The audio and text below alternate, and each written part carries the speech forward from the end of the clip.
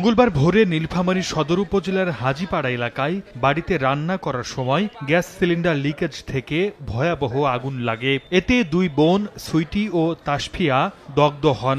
তাদের উদ্ধার করে প্রথমে সদর হাসপাতালে ভর্তি করা হয়। অবস্থার অবনতি হলে নেওয়া হয় রংপুর মেডিকেলের বার্ন ইউনিটে।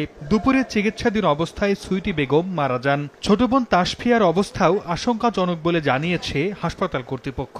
তাসফিয়া ও সুইটি নীলফামারী ইপিজেডের একটি পোশাক কারখানায় কাজ করতেন। গ্যাসটা আগে লিক হয়ে গেছে, গ্যাসটা পুরো রুমে গ্যাস সরি গেছে, তারপরে ফায়ারিং করছে, পুরো রুমটা জ্বলে উঠছে। আগুন লেগেছে একজনের শরীরে, তো হয়তো আর একজন এসে তাকে রেস্কিউ করতে গিয়ে তার শরীরেও আগুন লেগে গেছে। এদিকে নীলফামারীর উত্তরা ইপিজেডের সনিক কারখানায় ইজেকশন মেশিন বিস্ফোরণে লিটন চন্দ্র রায় ও গজেন্দ্রনাথ রায় নামে দুই শ্রমিক দগ্ধ হন। আহত হয়েছেন আরও ৩ জন। মালিক পক্ষের অবহেলার অভিযোগ এনে শাস্তির দাবিতে ইপিজেডের সামনে নীলফামারী সৈয়দপুর সড়ক অবরোধ করে রাখেন বিক্ষুব্ধ শ্রমিকরা।